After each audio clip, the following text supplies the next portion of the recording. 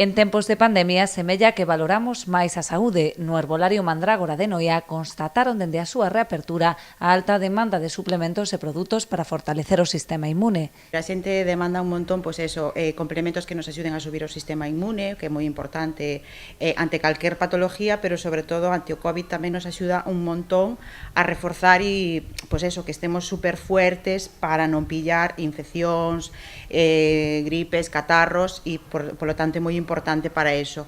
Logo tamén nos demandan a vitamina D3, que é moi importante a nivel óseo, sabes? Sobre todo despois de tantos días de confinamento que non estábamos expostos á luz. E sobre todo eso, van demandando a nivel eso, sistema inmune, é o que máis están demandando. Non cabe duda que si se venden outros complementos, tamén a alimentación especial, que é a que tamén é moi importante pois para xente intolerante, alergias, celíacos, pero sobre todo protegerse.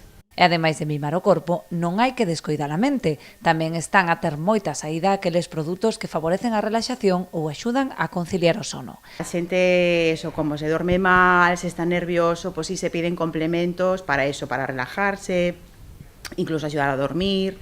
E bueno, sí, tamén un dos máis importantes é eso, sistema inmune e sobre todo relajación. A pesar da baixada das vendas durante a etapa de confinamento, esta emprendedora noiesa e o seu irmán reabriron o negocio con gran optimismo. O ser unha tienda pois, de alimentación tamén, nós en principio sí que poderíamos seguir abrindo pois, todos os días, ¿no? Pero por seguridade, sobre todo porque como tampouco vivimos solos e temos xente maior, pois un pouco por prevención nos decidimos pechar todos os días menos un día que abríamos a semana, vale? Eso foi no mes de marzo e abril. Xa a partir de maio xa decidimos abrir e a verdad que, a ver, o parón notouse evidentemente, ainda que vendías un día a semana non era suficiente. Pero bueno, ahora vamos retomando pouco a pouco e bueno, hai que pensar sempre en positivo e eu creo que vamos a salir adiante. Pois que mellor consello que ese, pensar en positivo e fortalecer a nosa saúde para estar mellor preparados ante un futuro rebrote do COVID-19.